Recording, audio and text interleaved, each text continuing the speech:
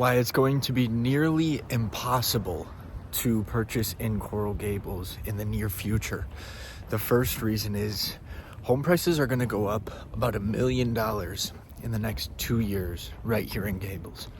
In 2026, we're hosting the World Cup for soccer, and that's going to put a lot more attention on Coral Gables than it already has. And in the past couple of years, it's gotten even more attention. So we have that. And FIFA actually just signed a 60,000 square foot lease in the building 396 Alhambra, which is right here in Coral Gables. So there's a lot of stuff going on with FIFA. A lot of attention is going to be brought to Coral Gables, and it's going to increase prices. The next thing is taxes. Taxes on a $2 million home are roughly $40,000 a year. On a $4 million home, they're roughly $80,000 per year. So as these home prices increase, your taxes go up significantly. And yeah, you can put homestead on it, but homestead on a $2 million property, you're still paying around $40,000 per year in taxes. So with the taxes going up, the prices going up, and finally, insurance pricing going up, it's absolutely insane. Insurance pricing is rising all across Florida. The insurance companies are insolvent. The government is sick of helping the insurance companies. I really fully believe that there's a ton of government money behind these insurance companies because they've been at a loss for a long time with all the hurricanes that are going on. So they're getting sick of all that. Those are so far 3 big reasons as to why I think it's going to become nearly impossible to purchase in Coral Gables in the near future. The 4th reason is when interest rates decrease, it's going to go back to an all cash market.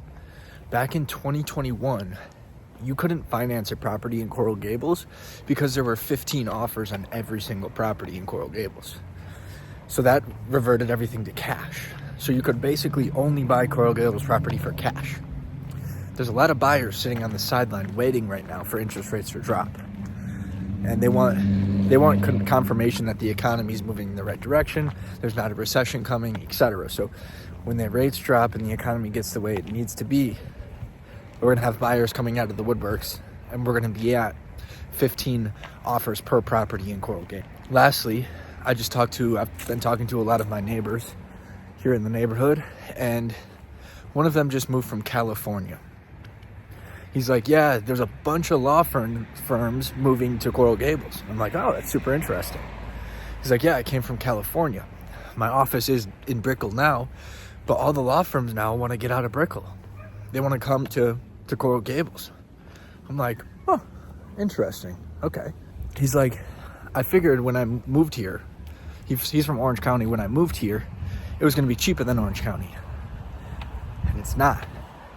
It's the same price. So we in Coral Gables are on pace to pass up some of the California real estate.